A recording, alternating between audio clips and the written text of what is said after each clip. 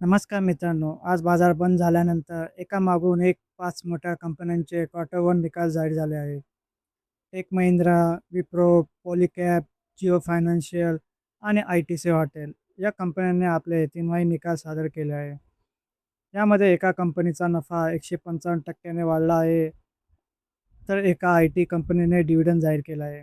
तर दुसऱ्या कंपनीने महसुलात जवळपास 40% ची वाढ नोंदवली आहे. मग कोणत्या कंपनीचे निकाल सर्वात मजबूत आले आहे? चला जाणून घेऊया आजच्या सर्व मोठ्या बातम्या. नमस्कार मित्रांनो, बाजार तडकामध्ये आपलं मनापासून स्वागत आहे. चॅनलवर नवीन असाल तर सबस्क्राईब करा आणि बेल आयकॉन नक्की दाबा. सुरुवात करूया टेक महिंद्रापासून. टेक महिंद्राने क्वार्टर वन फायनान्शियल 27चे मजबूत आर्थिक निकाल जाहीर केले आहेत.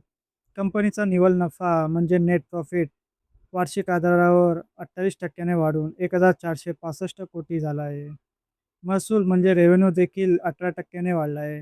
डिजिटल ट्रान्सफॉर्मेशन, AI आणि एंटरप्राइजेस सर्व्हिसेसमधील वाढीमुळे कंपनीच्या व्यवसायाला चांगला आधार मिळालेला आहे. या निर्णयामुळे IT क्षेत्रात टेक महिंद्राची स्थिती आणखी मजबूत झाल्याचे दिसून येते.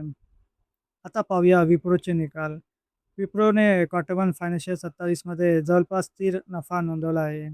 कंपनीचा नेट प्रॉफिट 3,352 कोटी राहिला आहे. तसेच कंपनीने गुंतवणूकदारासाठी ₹2 प्रति शेअर अंतरिम डिव्हिडंड जाहीर केला आहे.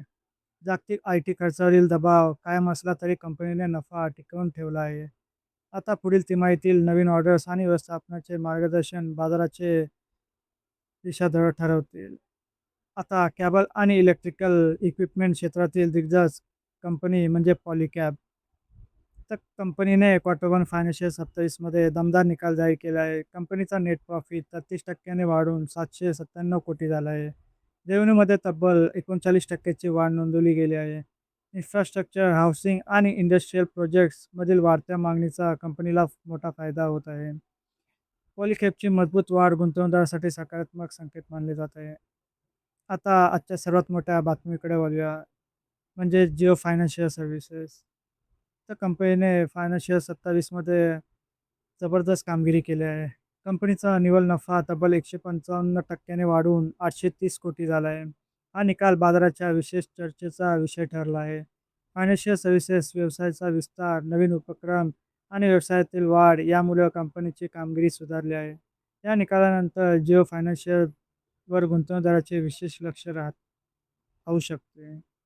आता पाहूया ITC हॉटेलचे निकाल. कंपनीचा नेट प्रॉफिट 35% ने वाढून सुमारे 180 कोटी झाला आहे. याशिवाय कंपनीने GHK हॉस्पिटॅलिटीचे ₹155 कोटी मध्ये अधिग्रहण करण्याची घोषणा केली आहे. टुरिझम आणि हॉटेल व्यवसायातील वाढत्या मागणीचा कंपनीला फायदा होत असल्याचे दिसून येते. हे अधिग्रहण भविष्यातील कंपनीच्या विस्तारासाठी महत्त्वाचे ठरू शकते. तर एकंदरीत पाहता आज आलेले बहुतांश क्वार्टर वन निकाल सकारात्मक आहे. जिओ फायनान्स, पॉलीकॅब आणि टेक महिंद्रा यांची मजबूत कामगिरी सादर केली आहे. तर विप्रोच्या डिव्हिडंड घोषणेकडे आणि ITC हॉटेलच्या विस्तार योजनाकडे बाजाराचे लक्ष राहील. तुमच्या मते या 5 कंपन्यांपैकी कोणत्या कंपनीचे क्वार्टर वन रिझल्ट सर्वात दमदार आहेत?